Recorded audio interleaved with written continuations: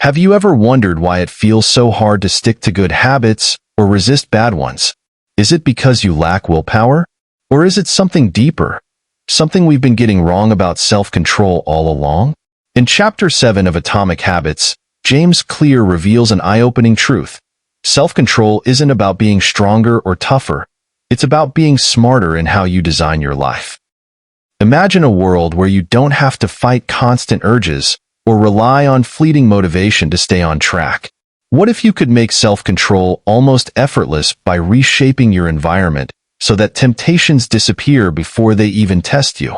This chapter explores how to stop relying on sheer willpower, why temptation is a trap, and how small but intentional changes in your surroundings can completely transform your habits. If you're tired of the endless battle against bad habits or struggling to maintain good ones, this is the insight you've been waiting for. Stick around, because what you'll learn could redefine how you approach self-discipline and make your life easier in the process. Welcome to Book Summary, where you can unlock the power of books in minutes, not months. Get the key insights, chapter by chapter, and start learning smarter, not harder. Let's begin.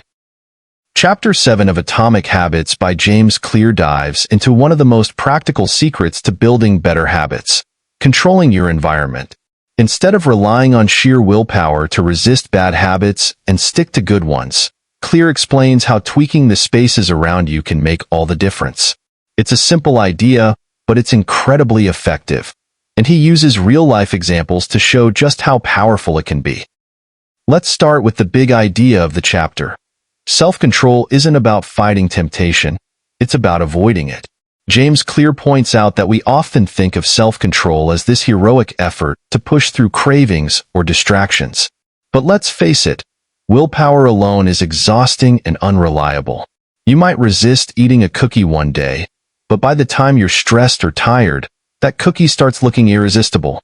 Instead of battling your impulses every day, Clear suggests you set up your environment in a way that removes the temptation altogether. To bring this idea to life, Clear shares an incredible example from a hospital in Boston.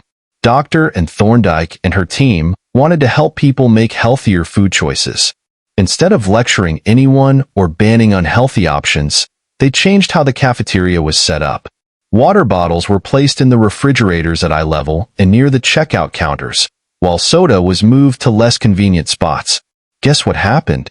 Without even realizing it, people started buying water more often and soda less. The behavior change was automatic. It didn't require anyone to consciously decide to be healthier. The environment nudged them in the right direction. This story highlights a key principle. Our choices are often shaped by what's immediately available and convenient. If you want to build good habits, you need to make those habits easy and visible. At the same time, if you want to break bad habits, you need to make them harder to access or less noticeable. Think about how this applies in your daily life. Imagine you want to snack healthier. If your pantry is stocked with chips and cookies, you're setting yourself up for failure. But if you fill your kitchen with fruits, nuts, or other healthy snacks, and keep them front and center, you'll be more likely to grab something nutritious when you're hungry. Similarly, if you want to cut back on watching TV, you could hide the remote control in a drawer or unplug the TV so turning it on becomes less convenient. Clear calls this process cue manipulation. Every habit, good or bad, starts with a cue, something that triggers your brain to take action. If you control the cues in your environment, you can shape your habits almost effortlessly. For example, if you want to work out regularly, lay out your gym clothes the night before. That visual cue will remind you of your intention and make it easier to follow through. Or, if you want to read more, keep a book on your nightstand or your couch so it's always within reach. On the flip side, you can also reduce the cues for bad habits. Say you're trying to stop scrolling on your phone late at night. You could charge your phone in another room, so it's out of sight and out of mind when you go to bed. Or, if you're trying to quit snacking in the evening, you might avoid sitting in the kitchen or keep snacks out of easy reach. Clear emphasizes that the goal isn't to eliminate bad habits overnight or rely on extraordinary willpower. Instead, it's about designing an environment that naturally aligns with your goals. This is a huge relief because it takes the pressure off you to be perfect or constantly strong-willed.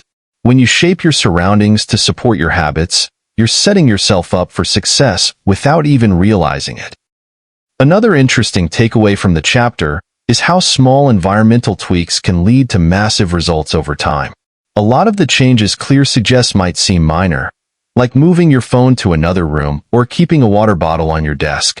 But these small adjustments add up, especially when you consider how often they affect your daily behavior.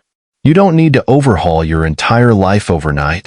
Start with 1 or 2 changes in your environment and watch how they influence your habits in surprising ways. Clear also touches on the idea that environments can trigger habits unconsciously. For instance, think about how different rooms in your house are associated with different activities.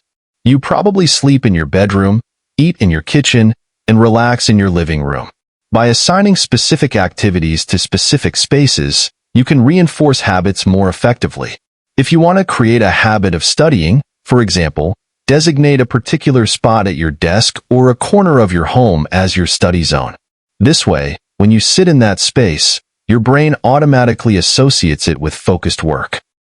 Conversely, mixing activities in the same space can blur these associations and make habits harder to stick to.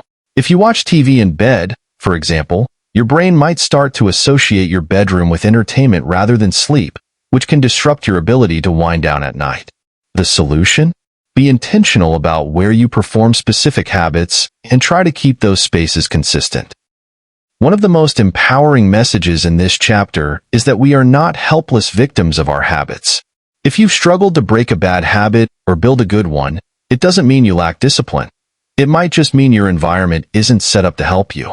By taking control of your surroundings, you can take control of your actions and, ultimately, your life. Clear wraps up the chapter by encouraging readers to take an honest look at their environment and make changes that support their goals. Are there things in your life that are making bad habits too easy? Are there ways to make good habits more convenient or attractive? The answers to these questions can guide you in redesigning your spaces for success. To sum it all up, Chapter 7 is a game changer because it shifts the focus from willpower to strategy. Instead of blaming yourself for falling short, Clear encourages you to adjust your environment so that the path to good habits is clear and the road to bad habits is blocked. It's a refreshing and practical approach that makes building better habits feel less overwhelming and more achievable. So, what's the secret to self-control? It's not about being stronger, it's about being smarter. Shape your environment, and your habits will follow. Thank you so much for joining me on this journey through Atomic Habits. I hope Chapter 7 inspired you to take a closer look at your surroundings and make those small changes that lead to big wins. Remember, it's not about being stronger. It's about being smarter with how you set up your environment. If you found this chapter helpful, you're going to love what's next. In Chapter 8, we dive into how to make a habit irresistible. It's all about making good habits so appealing that they feel impossible to resist.